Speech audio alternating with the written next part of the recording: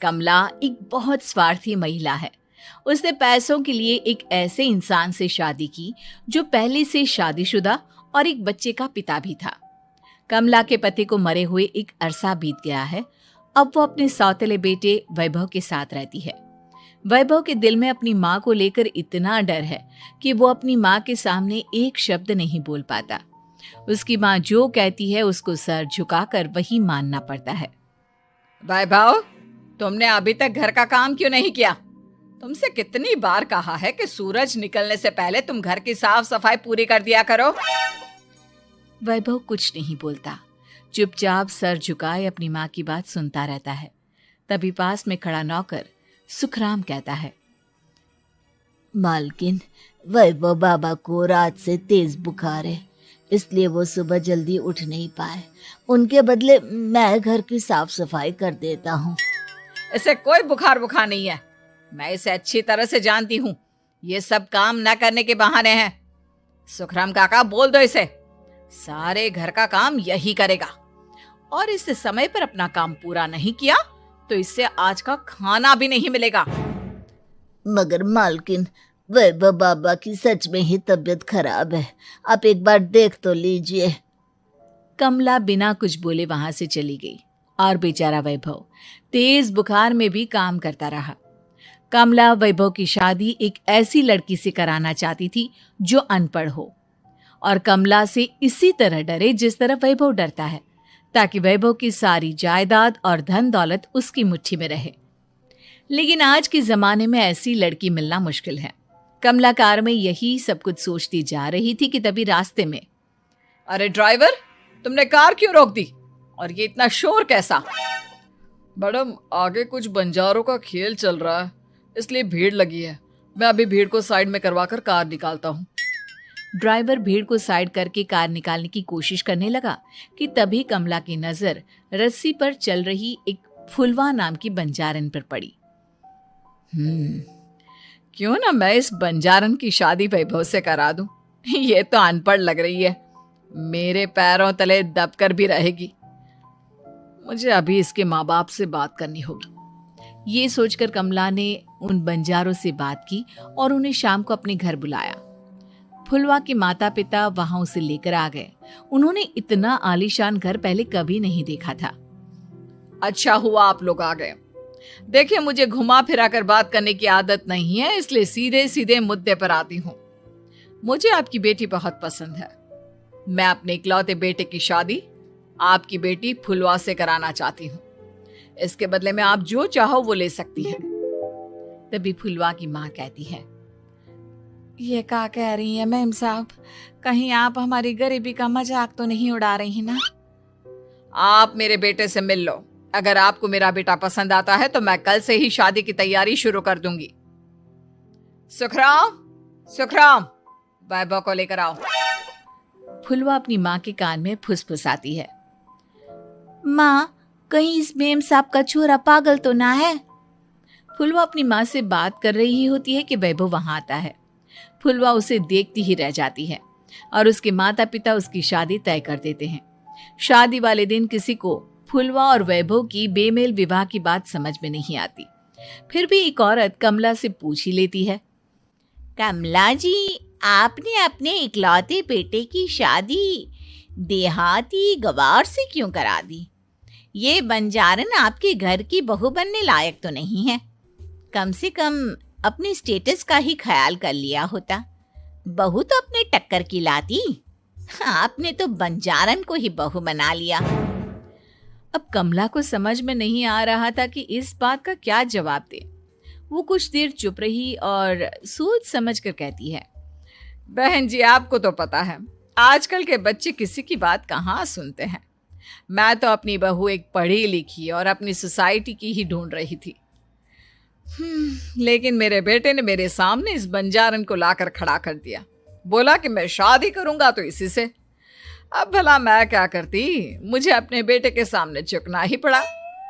कमला की ये बातें सुखराम भी सुन रहा था। उसने ये सारी बातें वैभव को जाकर बता दी।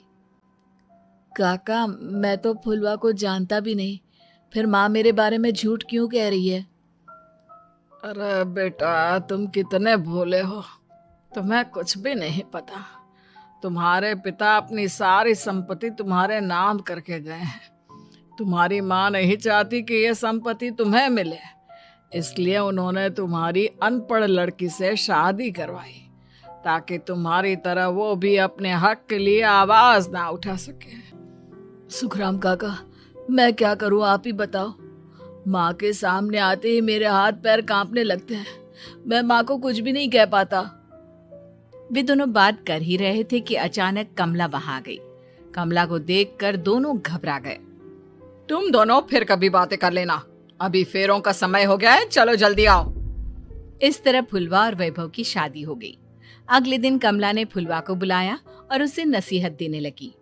देख बंजारन, तुझे मैंने अपनी बहू बना तो लिया है, लेकिन तुझे इस घर में आँख कान मुंह बंद करके रहना होगा। घर का काम कर और अपने पति से मतलब रख, समझी? कमला का ऐसा रवैया फुलवा को बिल्कुल समझ में नहीं आया। उसने वैभव से इस बारे में बात की। सुनिए ना, माँ जी ने जिस तरह मुझसे बात की मुझे अच्छा नहीं लगा। शादी से पहले तो वो मुझसे बहुत अच्छे से बात कर रही थी, लेकिन शादी के बाद उन्हें क्या हो गया? तुम ज्यादा मत सोचो, जैसा माँ कहती है वैसा ही करो। ये कहकर वैभव वहां से चला गया। अगले दिन वैभव को घर के नौकरों की तरह काम करता देख फुलवा को बहुत हैरानी हुई। फुलवा ने इस बारे में सुखराम काका से बात की तो सुखराम काका ने फुलवा को सारी बात बता दी। अब फुलवा को समझ में आ गया कि उसकी सास ने एक बंजारन को बहू क्यों बनाया। एक दिन वैभव घर का काम कर रहा था, तभी उससे कांच की प्लेट टूट गई। किसने गिराई ये कांच की प्लेट? वैभव को वहां खड़ा देख कमला ने छड़ी से उसे मारना शुरू कर दिया। उसके पैर में कांच चुभ गया और खून बहने लगा, लेकिन फिर भी कमला उसे मारे जा रही थी। ये देखकर फुलवा ने कमला के हाथ से छड़ी छीन ली और तोड़कर फेंक दी। बंजारन, तेरी इतनी हिम्मत, तूने मेरे हाथ से छड़ी छीनी? कमला फुलवा को थप्पड़ मारने ही वाली थी कि फुलवा उसका हाथ पकड़ लेती है। ओ सस माँ, मैंने मॉम की गुड़िया ना समझ लियो। बंजारन हो बंजारन, ईंट का जवाब पत्थर से देना जानती हूँ। आज के बाद मेरे या वैभव जी के ऊपर हाथ उठाने की सोचियो भी ना, समझी ससु माँ? ये कहकर फुलवा वैभव को लेकर वहां से चली गई। उसने वैभव के पैर पर पट्टी बांधी, उसके आंसू पोंछे। वैभव ने पहली बार किसी के दिल में अपने लिए इतना प्यार महसूस किया। अब फुलवा वैभव का हर काम में हाथ बटाती, उसका बहुत ख्याल रखती। इस तरह दोनों बहुत ज्यादा नजदीक आ गए। वहीं दूसरी ओर कमला सारी जायदाद अपने नाम करने की साजिश करने लगी। और एक दिन, वैभव, वैभव, जल्दी बाहर आओ। कमला की आवाज सुनकर वैभव और फुलवा अपने कमरे से बाहर आ गए। जी माँ, आपने बुलाया? ये ले, इन कागजों पर साइन कर दे। वैभव कागजों पर साइन करने ही वाला था कि फुलवा वैभव के हाथ से पेन छीनकर कहती है, ना वैभव जी, आप इस पर हस्ताक्षर नहीं करेंगे। आओ बंजारन, मैं तुझसे बात नहीं कर रही। ये बात मेरे और मेरे बेटे के बीच की है। चुपचाप पेन दे दे, नहीं तो तेरी खाल उधेड़ लूंगी। ससु माँ, बंजारन की खाल इतनी भी ढीली ना होवे कि कोई भी उधेड़ लेवे। जो यकीन ना आता हो तो देख ले उतार के। और हाँ, बंजारन जरूर हूँ पर अनपढ़ ना हूँ। मन्ने भी पता है कि किसी भी कागज पर साइन करने से पहले उसे अच्छी तरह पढ़ लेवे हैं। पेन देती है या नहीं? ये कहकर कमला फुलवा को मारने आई तो फुलवा ने कमला को धक्का दे दिया और वो नीचे गिर गई। कमला डरकर वहां से भाग गई। अब फुलवा ने वो कागज उठाए और वैभव के साथ सीधा वकील के पास चली गई। वकील ने वो कागज देखे और फुलवा को बताया, वैभव के पिता की सारी जायदाद और संपत्ति वैभव के नाम है, लेकिन वैभव की सौतेली माँ इस संपत्ति को अपने नाम कराना चाहती है, इसलिए इन कागजों पर वो साइन करा रही थी। तो अब हमें क्या करना चाहिए वकील साहब? वकील ने फुलवा और वैभव को सब कुछ अच्छी तरह से समझा दिया। अब दोनों घर पर पुलिस को लेकर पहुंचे। कमला पुलिस को देखकर घबरा गई।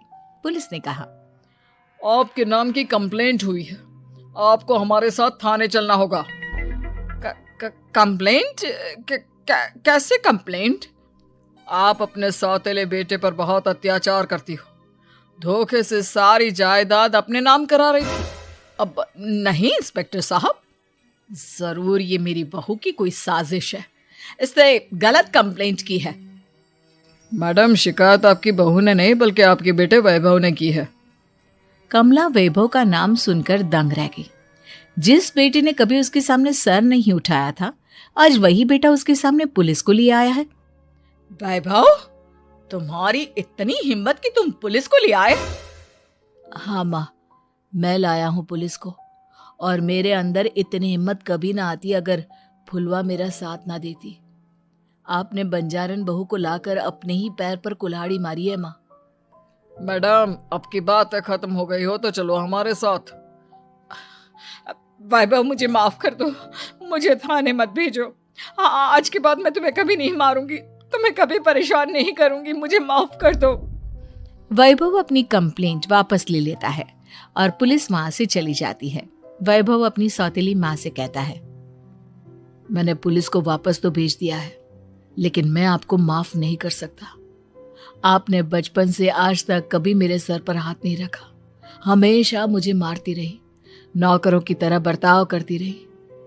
आप इस घर में नहीं रह सकती, चली जाइए यहाँ से। कमला घर छोड़कर चली गई और सड़क किनारे खड़ी होकर सोचने लगी, काश मैंने वैभव को माँ की तरह प्यार किया होता तो आज मैं इस तरह से बेसहारा ना हो जाती।